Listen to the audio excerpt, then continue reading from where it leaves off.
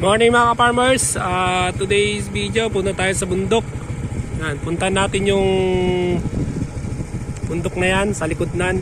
Kasi nandyan po yung namin, farm namin.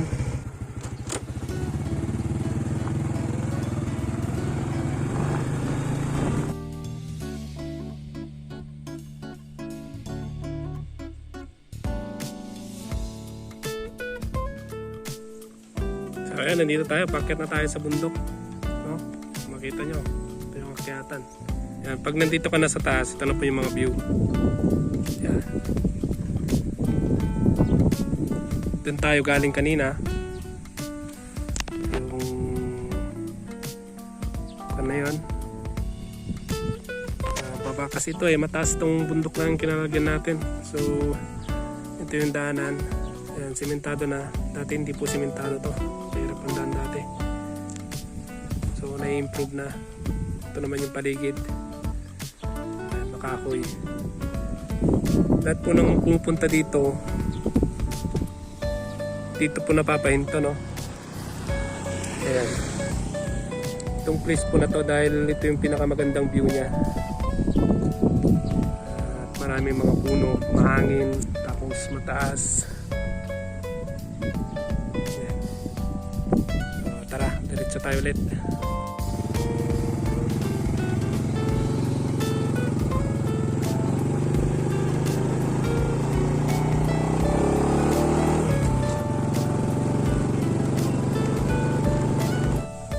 So ito na yung pinakamataas niyang part ng punta sa baryo.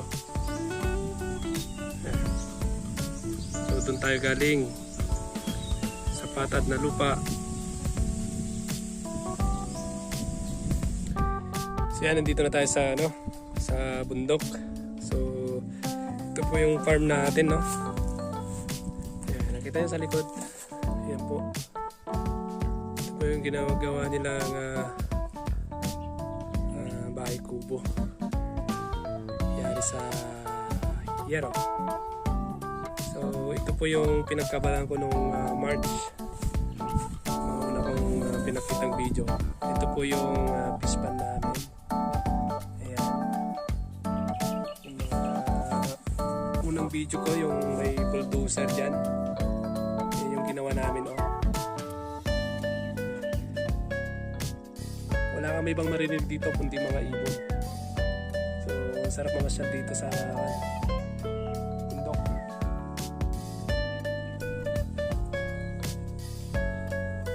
So ito po yung pinag-ano ng presa ng mais, sinunog nila. So maganda yan na fertilizer ng lupa pagdating ng taniman. So itong bukid na to na-prepare na for planting. Nararo na. At susunod hintayin na lang ng ulan itong May or June. Tapos pag umulan na yan, lahat yan matataniman na. So dito po nakaka-relax po yung view dito dahil pag tag-ulan na to, lahat ng nakikita nyo ngayon na puro puti, bundok na mga yan, is matataniman ng mais. Malawak na maisan. At sa ngayon ay ito muna pinagkakabalan nila yung tilapia farming. Yan, mahaba po yung tubig po niyan, ay fresh galing po sa bundok. So ito yung place natin. Balang araw pwede natin gawing fish pond din itong part na to. Yan, punta natin yung fish pond. Tingnan natin kung malalaki na yung yung mga nila, tilapia nila. Yung last time na vlog ko dito, malaking tilapia, lapit na anihin nun. Kasama ko yung mga kapatid ko. Yan, ito yung farm nila. Ito yung pinagawa namin nun, Ayan, may ibon. So ito yung isda, ay yung tilapia nila. Yan. Makita nyo dito. Yan, maliliit pa. Mga 2 fingers pa lang mga to. Yan. Yan o.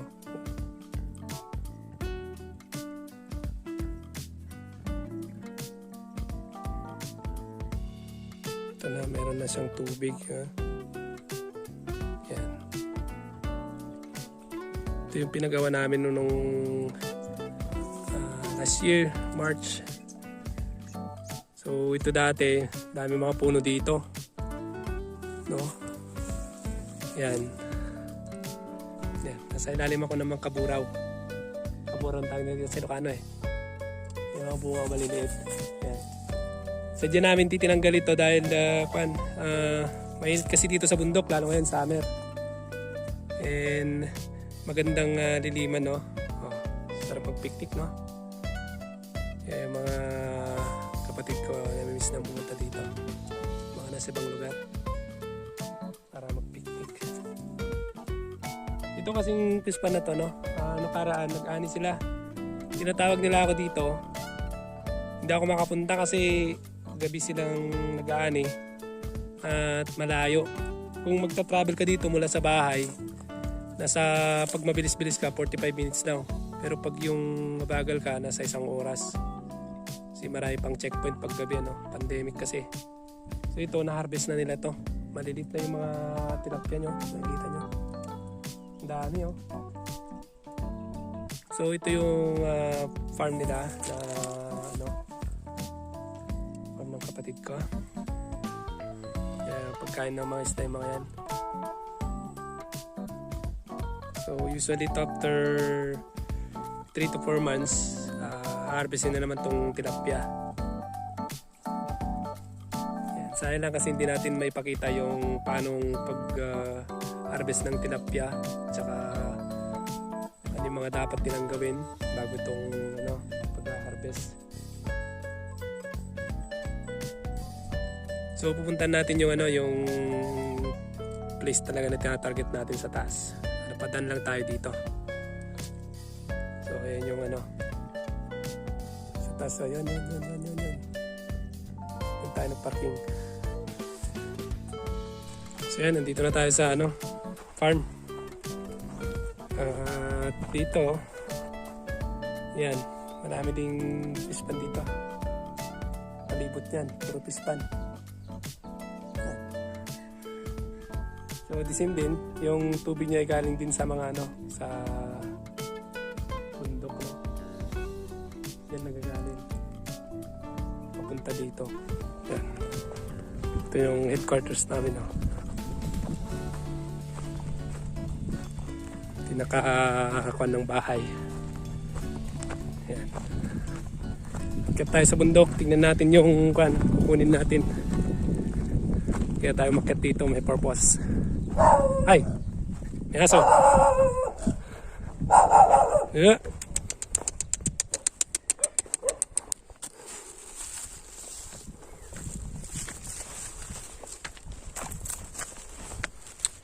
Yeah, so ito yung farm namin. Yan yung palaisdaan.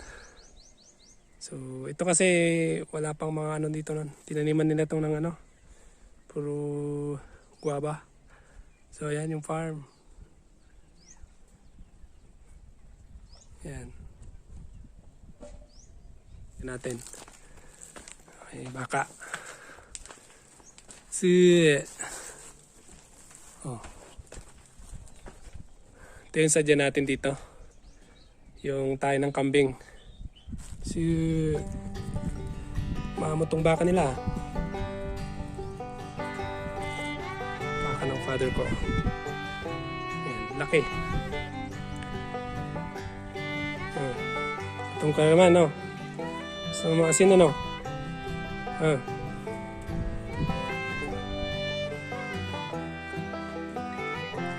Yan, ito po yung mga tayo ng kambing. Dami, no? Ito po yung sinadya natin dito, no? At matagal na rin tayo hindi nakapunta. Itong maganda pag meron kang farm, no? Wala po nasasayang, no? Gaya na itong tayo ng kambing. kinukuha rin ng father ko. Ginagamit niya sa bahay namin at ginagawang fertilizer sa mga halaman ng mother ko. So, napakainan po itong tayo ng kambing.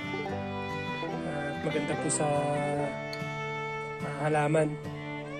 So, wala pong nasasayang dito. Maski yung pinag-treasurean ng mais, iniipon nila, pinapakain sa baka. So, ganito lang umiikot yung buhay dito sa farm.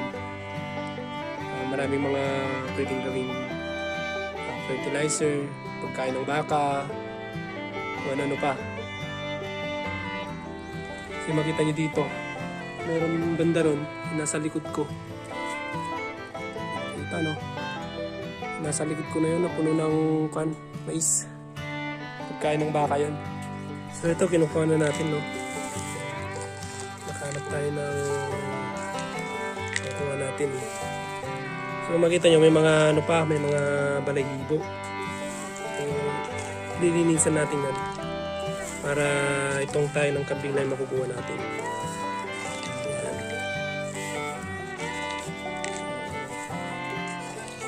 Ang dami nito. Matagal na to sinasabi sa akin, kaya lang wala akong time na pumunta dito para makakuha ng tayo ng kambing. So now, may pagkakataon. Yan, kuha tayo ng tayo ng kambing. Napanood ko na rin ito kasi kung paano nila gamitin, at nakita ko sa father ko kung paano niya gamitin tong tayo ng kambing bilang isa sa mga fertilizer niya. Yan. Kahit kunti lang muna kukunin natin para sa susunod na pasyal tayo dito ulit ay kukuha tayo ulit ng tayo ng kambing. Yan o, lawak. Bilis pa dumami ang kambing dito. So yun yung anuhan ng mais, oh. Pagkain ng baka. So yun yung ginagamit nila, pagpakain sa baka, kasi ngayon summer, wala pa masyadong mga damo. So tagulan, walang problema pag tagulan. Sagana sa damo dito. So ito yung nakuha natin ng tayo ng kambing, no. Yan. Ganito lang karami. Pwede natin punin to, kaya lang ito lang muna para try natin gawin sa sa ating mga tanim na gulay sa garden. So mainam itong organic fertilizer na to. At nakita ko na rin kung paano nila gamitin, paano ito prepare bago ilagay sa mga halaman. Yung nakikita nyo na yun, mga balag ng may mga kawayan. Yan po yung taniman ng ampalaya. Pag tagulan, maganda yung panahon, yan yung taniman nila ng ampalaya. Yan, malawak yan. Kuha tayo ng laki oh.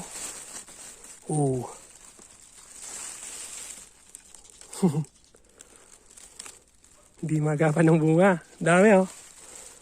Kaya lang may mga kagat. Yun, mas malaki. Oop. Yan. Oh, may pagkain tayo. Nakasum pala. Yan oh, may pagkain tayo.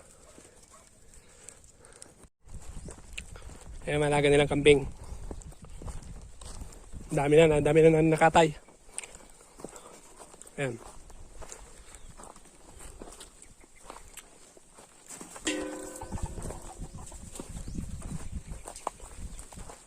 Ito yung yan, daming isda oh.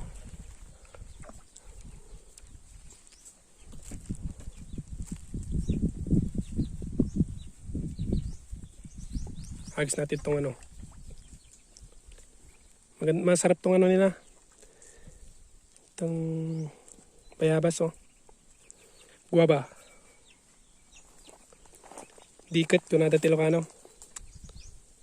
Yan ibang kulay oh.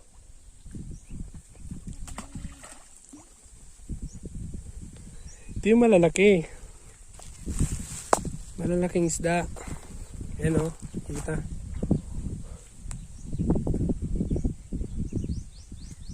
Yan, kinakain nila yung hinagis kong isda. Ay, isda. Yung guava. 6 na bibi. So bawat pispan, meron siyang balsa. Yan po. Yan po yung gagamit nila sa pagpapakain ng isda. Tilapia.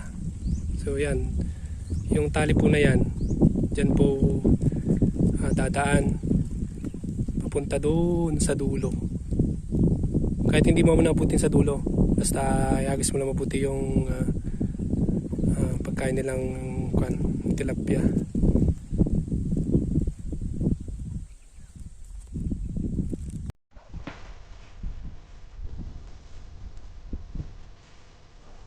Lapit sila oh.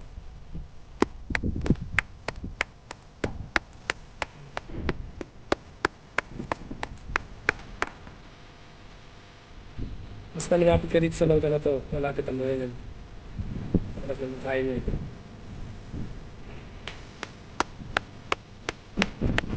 Sabi eh.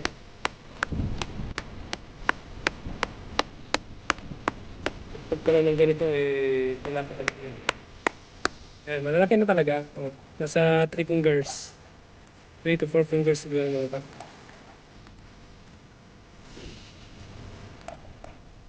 So,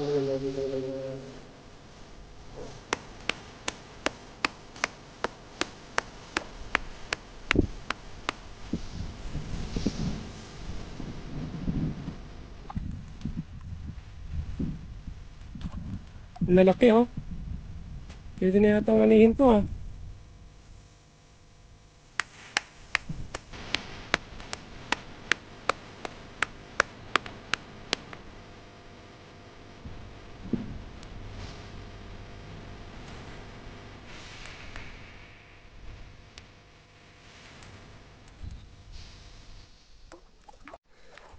Nakantabay yung yung mga pato. Kala nila papakainin ko.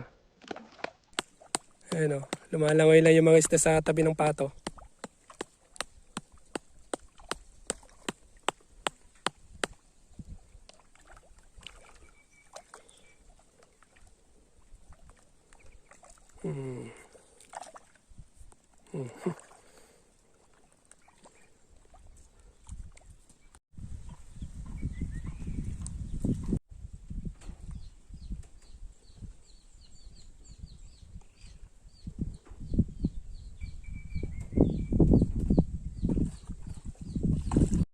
So yan, salamat sa